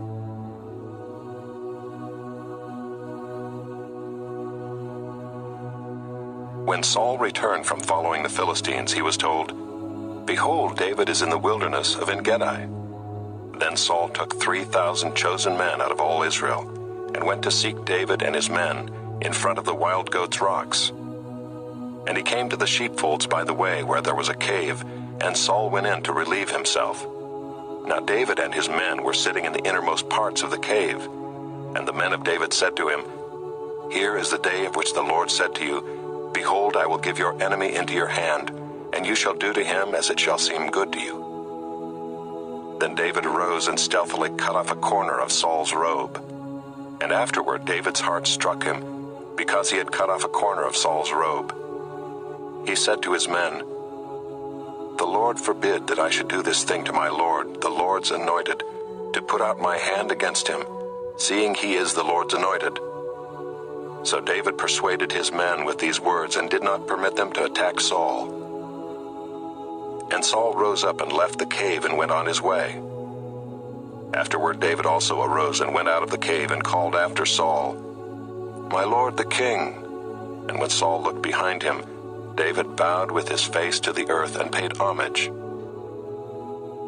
And David said to Saul, "Why do you listen to the words of men who say, 'Behold, David seeks your harm'? Behold, this day your eyes have seen how the Lord gave you today into my hand in the cave, and some told me to kill you, but I spared you. I said, I will not put out my hand against my Lord, for he is the Lord's anointed. See, my father, see the corner of your robe in my hand. For by the fact that I cut off the corner of your robe and did not kill you, you may know and see that there is no wrong or treason in my hands. I have not sinned against you, though you hunt my life to take it. May the Lord judge between me and you. May the Lord avenge me against you, but my hand shall not be against you. As the proverb of the ancients says, out of the wicked comes wickedness, but my hand shall not be against you. After whom has the king of Israel come out? After whom do you pursue? After a dead dog, after a flea. May the Lord therefore be judge and give sentence between me and you, and see to it and plead my cause and deliver me from your hand." As soon as David had finished speaking these words to Saul, Saul said, "Is this your voice, my son David?" And Saul lifted up his voice and wept. He said to David, "You are more righteous than I, for you have repaid me good, whereas I have repaid you evil. And you have declared this day how you have dealt well with me, in that you did not kill me when the Lord put me into your hands. For if a man finds his enemy, will he let him go away safe? So may the Lord reward you with good for what you have done to me this day. And now, behold, I know that you shall surely be king, and that the kingdom of Israel shall be established in your hand. Swear to me, therefore, by the Lord, that you will not cut off my offspring after me, and that you will not destroy my name out of my father's house." And David swore this to Saul. Then Saul went home, but David and his men went up to the stronghold.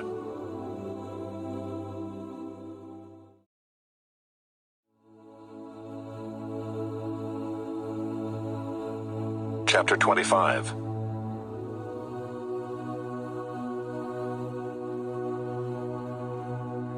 Now Samuel died, and all Israel assembled and mourned for him, and they buried him in his house at Ramah.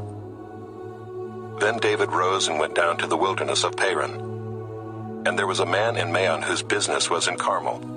The man was very rich. He had 3,000 sheep and 1,000 goats. He was shearing his sheep in Carmel. Now the name of the man was Nabal, and the name of his wife Abigail. The woman was discerning and beautiful, but the man was harsh and badly behaved. He was a Calebite. David heard in the wilderness that Nabal was shearing his sheep. So David sent 10 young men. And David said to the young men, "Go up to Carmel and go to Nabal and greet him in my name. And thus you shall greet him. Peace be to you, and peace be to your house, and peace be to all that you have. I hear that you have shearers. Now your shepherds have been with us, and we did them no harm, and they missed nothing all the time they were in Carmel. Ask your young men, and they will tell you. Therefore let my young men find favor in your eyes, for we come on a feast day. Please give whatever you have at hand to your servants and to your son David." When David's young men came, they said all this to Nabal in the name of David, and then they waited. And Nabal answered David's servants, "Who is David? Who is the son of Jesse? There are many servants these days who are breaking away from their masters. Shall I take my bread and my water and my meat that I have killed for my shearers and give it to men who come from I do not know where?" So David's young men turned away and came back and told him all this. And David said to his men, "Every man strap on his sword." And every man of them strapped on his sword. David also strapped on his sword. And about 400 men went up after David, while 200 remained with the baggage. But one of the young men told Abigail, Nabal's wife, "Behold, David sent messengers out of the wilderness to greet our master, and he railed at them. Yet the men were very good to us, and we suffered no harm. And we did not miss anything when we were in the fields, as long as we went with them. They were a wall to us both by night and by day, all the while we were with them keeping the sheep. Now therefore know this and consider what you should do, for harm is determined against our master and against all his house. And he is such a worthless man that one cannot speak to him. Then Abigail made haste and took 200 loaves and 2 skins of wine and 5 sheep already prepared and 5 seahs of parched grain and 100 clusters of raisins and 200 cakes of figs, and laid them on donkeys. And she said to her young man, Go on before me. Behold, I come after you. But she did not tell her husband Nabal. And as she rode on the donkey and came down under cover of the mountain, behold, David and his men came down toward her, and she met them. Now David had said, Surely in vain have I guarded all that this fellow has in the wilderness, so that nothing was missed of all that belonged to him, and he has returned me evil for good. God do so to the enemies of David, and more also, if by morning I leave so much as one male of all who belong to him. When Abigail saw David, she hurried and got down from the donkey and fell before David on her face, and bowed to the ground. She fell at his feet and said, On me alone, my lord, be the guilt. Please let your servant speak in your ears, and hear the words of your servant. Let not my lord regard this worthless fellow, Nabal, for as his name is, so is he. Nabal is his name, and folly is with him. But I, your servant, did not see the young men of my lord whom you sent.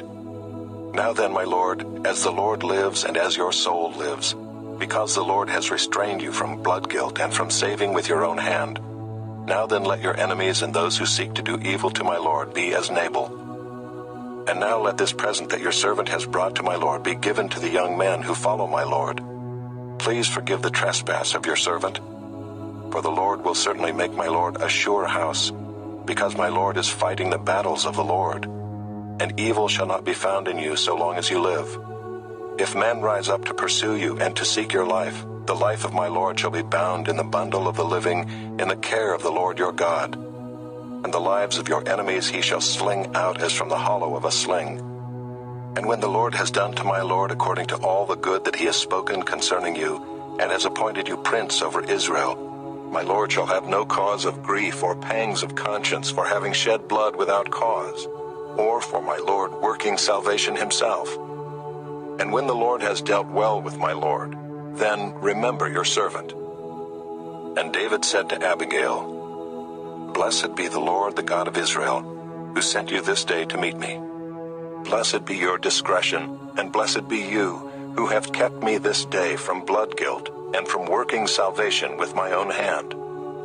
For as surely as the Lord, the God of Israel, lives, who has restrained me from hurting you, unless you had hurried and come to meet me, truly by morning there had not been left to Nabal so much as one male. Then David received from her hand what she had brought him, and he said to her, Go up in peace to your house. See, I have obeyed your voice, and I have granted your petition. And Abigail came to Nabal, and behold, he was holding a feast in his house, like the feast of a king.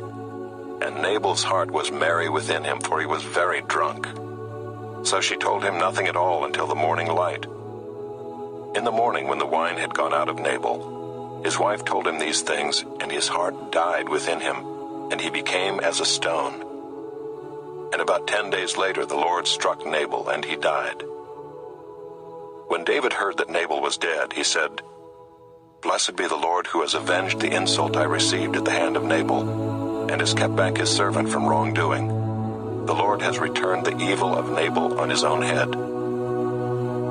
Then David sent and spoke to Abigail, to take her as his wife. When the servants of David came to Abigail at Carmel, they said to her, David has sent us to you, to take you to him as his wife. And she rose and bowed with her face to the ground, and said, Behold, your handmaid is a servant to wash the feet of the servants of my lord. And Abigail hurried and rose and mounted a donkey, and her 5 young women attended her. She followed the messengers of David and became his wife. David also took Ahinoam of Jezreel, and both of them became his wives. Saul had given Michal his daughter, David's wife, to Palti the son of Laish, who was of Gallim.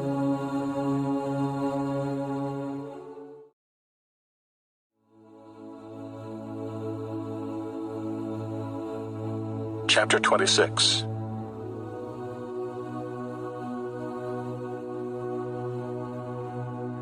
Then the Ziphites came to Saul at Gibeah, saying, "Is not David hiding himself on the hill of Hachilah, which is on the east of Jeshimon?"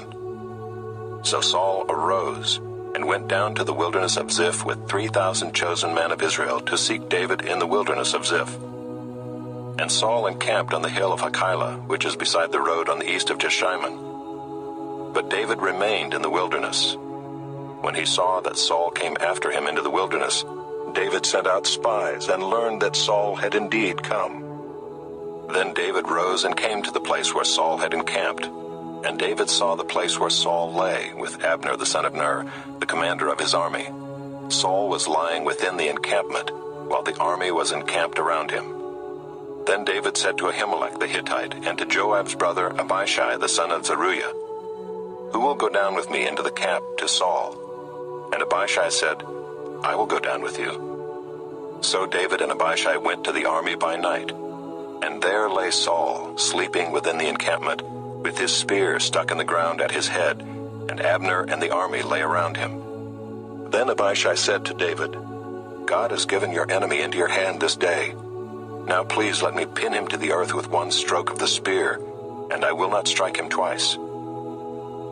But David said to Abishai, "Do not destroy him, for who can put out his hand against the Lord's anointed and be guiltless?" And David said, "As the Lord lives, the Lord will strike him, or his day will come to die, or he will go down into battle and perish. The Lord forbid that I should put out my hand against the Lord's anointed. But take now the spear that is at his head, and the jar of water, and let us go." So David took the spear and the jar of water from Saul's head, and they went away. No man saw it or knew it, nor did any awake, for they were all asleep, because a deep sleep from the Lord had fallen upon them. Then David went over to the other side and stood far off on the top of the hill with a great space between them. And David called to the army and to Abner the son of Ner, saying, "Will you not answer, Abner?" Then Abner answered, "Who are you who calls to the king?" And David said to Abner, "Are you not a man?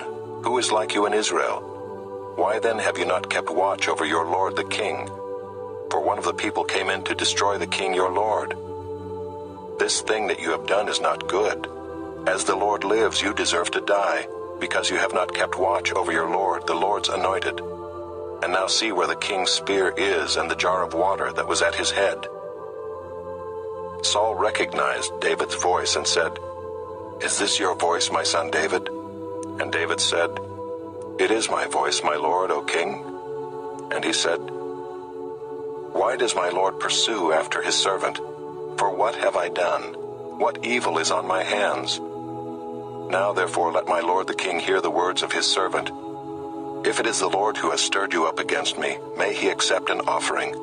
But if it is men, may they be cursed before the Lord, for they have driven me out this day that I should have no share in the heritage of the Lord, saying, 'Go, serve other gods.'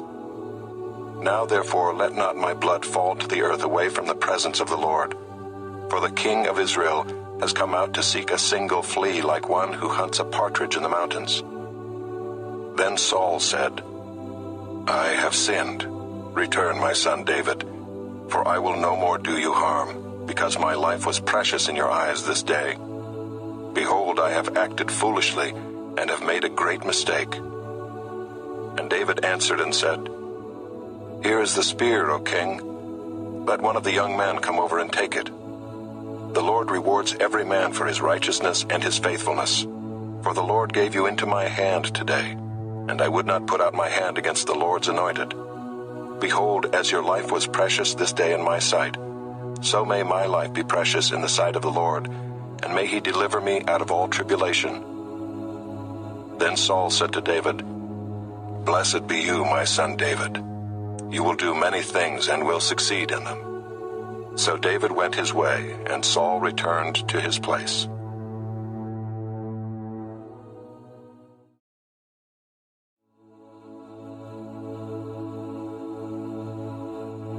Chapter 27.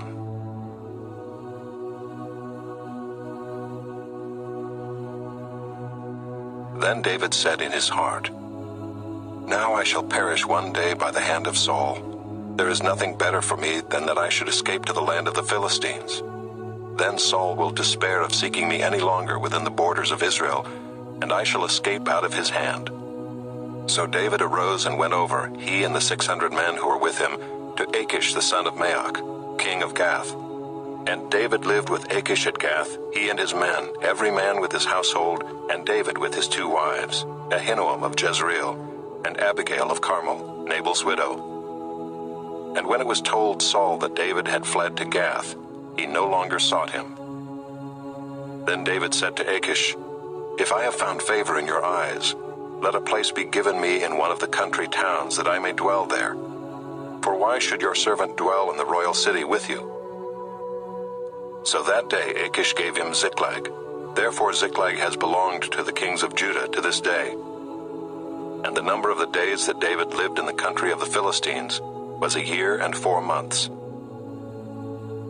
Now David and his men went up and made raids against the Geshurites, the Girzites, and the Amalekites, for these were the inhabitants of the land from of old, as far as Shur to the land of Egypt. And David would strike the land and would leave neither man nor woman alive, but would take away the sheep, the oxen, the donkeys, the camels, and the garments, and come back to Achish. When Achish asked, "Where have you made a raid today?" David would say, "Against the Negeb of Judah," or "Against the Negev of the Jerahmeelites," or "Against the Negeb of the Kenites." And David would leave neither man nor woman alive to bring news to Gath, thinking, lest they should tell about us and say, "So David has done." Such was his custom all the while he lived in the country of the Philistines. And Achish trusted David, thinking, "He has made himself an utter stench to his people Israel. Therefore he shall always be my servant."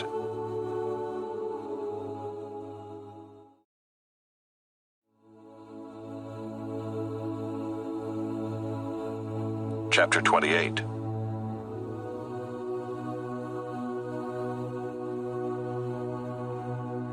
In those days the Philistines gathered their forces for war, to fight against Israel. And Achish said to David, "Understand that you and your men are to go out with me in the army." David said to Achish, "Very well, you shall know what your servant can do." And Achish said to David, "Very well, I will make you my bodyguard for life." Now Samuel had died, and all Israel had mourned for him, and buried him in Ramah his own city. And Saul had put the mediums and the necromancers out of the land. The Philistines assembled and came and encamped at Shunem. And Saul gathered all Israel, and they encamped at Gilboa. When Saul saw the army of the Philistines, he was afraid, and his heart trembled greatly. And when Saul inquired of the Lord did not answer him, either by dreams, or by Urim, or by prophets. Then Saul said to his servants, "Seek out for me a woman who is a medium, that I may go to her and inquire of her." And his servants said to him, "Behold, there is a medium at Endor." So Saul disguised himself and put on other garments, and went, he and 2 men with him. And they came to the woman by night. And he said, "Divine for me by a spirit, and bring up for me whomever I shall name to you." The woman said to him, "Surely you know what Saul has done, how he has cut off the mediums and the necromancers from the land. Why then are you laying a trap for my life to bring about my death?" But Saul swore to her by the Lord, "As the Lord lives, no punishment shall come upon you for this thing." Then the woman said, "Whom shall I bring up for you?" He said, "Bring up Samuel for me." When the woman saw Samuel, she cried out with a loud voice. And the woman said to Saul, "Why have you deceived me? You are Saul." The king said to her, "Do not be afraid. What do you see?" And the woman said to Saul, "I see a god coming up out of the earth." He said to her, "What is his appearance?" And she said, "An old man is coming up, and he is wrapped in a robe." And Saul knew that it was Samuel, and he bowed with his face to the ground, and paid homage. Then Samuel said to Saul, "Why have you disturbed me by bringing me up?" Saul answered, I am in great distress, for the Philistines are warring against me, and God has turned away from me and answers me no more, either by prophets or by dreams. Therefore I have summoned you to tell me what I shall do." And Samuel said, "Why then do you ask me, since the Lord has turned from you and become your enemy? The Lord has done to you as he spoke by me, for the Lord has torn the kingdom out of your hand and given it to your neighbor David. Because you did not obey the voice of the Lord and did not carry out his fierce wrath against Amalek. Therefore the Lord has done this thing to you this day. Moreover, the Lord will give Israel also with you into the hand of the Philistines. And tomorrow you and your sons shall be with me. The Lord will give the army of Israel also into the hand of the Philistines." Then Saul fell at once full length on the ground, filled with fear because of the words of Samuel. And there was no strength in him, for he had eaten nothing all day and all night. And the woman came to Saul, and when she saw that he was terrified, she said to him, "Behold, your servant has obeyed you. I have taken my life in my hand, and have listened to what you have said to me. Now therefore you also obey your servant. Let me set a morsel of bread before you, and eat, that you may have strength when you go on your way." He refused and said, "I will not eat." But his servants together with the woman urged him, and he listened to their words. So he arose from the earth and sat on the bed. Now the woman had a fattened calf in the house, and she quickly killed it, and she took flour and kneaded it, and baked unleavened bread of it. And she put it before Saul and his servants, and they ate. Then they rose and went away that night.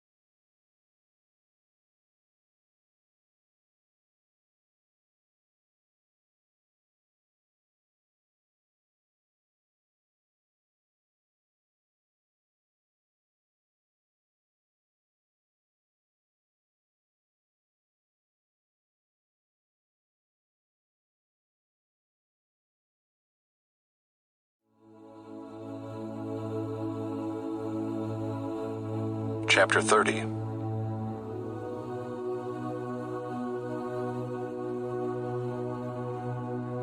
Now when David and his men came to Ziklag on the third day, the Amalekites had made a raid against the Negeb and against Ziklag.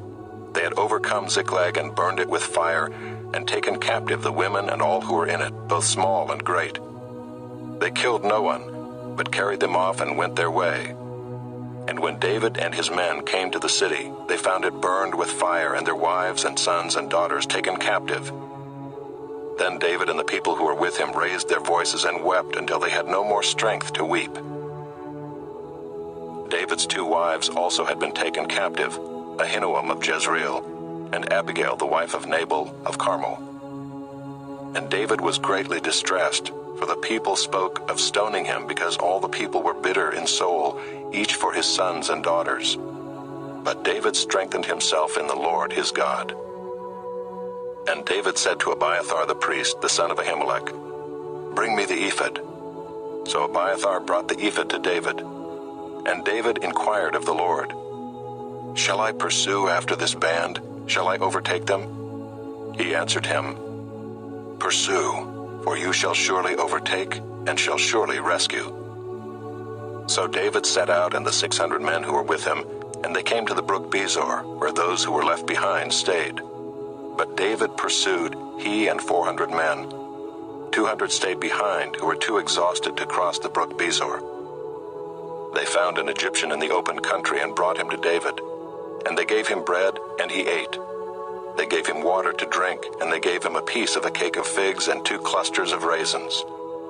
And when he had eaten, his spirit revived, for he had not eaten bread or drunk water for 3 days and 3 nights.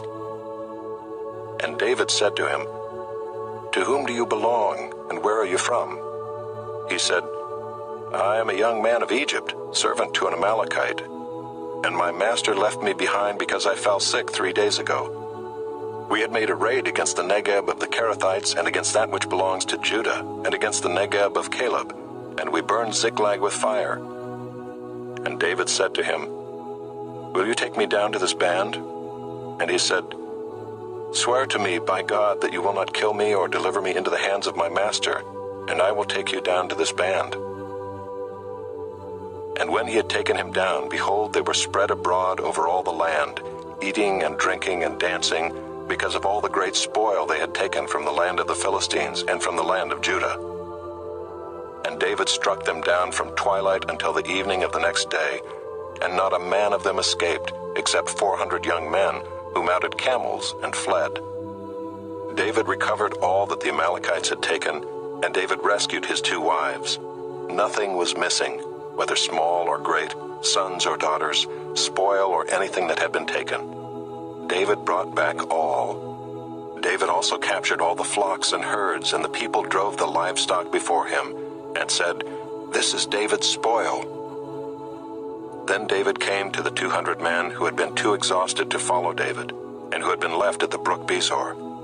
And they went out to meet David and to meet the people who were with him. And when David came near to the people, he greeted them.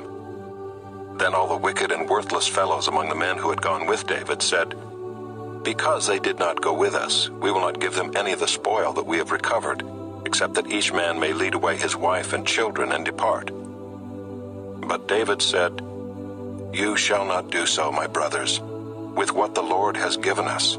He has preserved us and given into our hand the band that came against us. Who would listen to you in this matter? For as his share is who goes down into the battle, so shall his share be who stays by the baggage. They shall share alike." And he made it a statute and a rule for Israel from that day forward to this day. When David came to Ziklag, he sent part of the spoil to his friends, the elders of Judah, saying, "Here is a present for you from the spoil of the enemies of the Lord." It was for those in Bethel, in Ramoth of the Negeb, in Jatir, in Aurora, in Siphmoth, in Eshtemoa, in Rachel, in the cities of the Jerahmeelites, in the cities of the Kenites, in Hormah, in Boration, in Athek, in Hebron, for all the places where David and his men had roamed.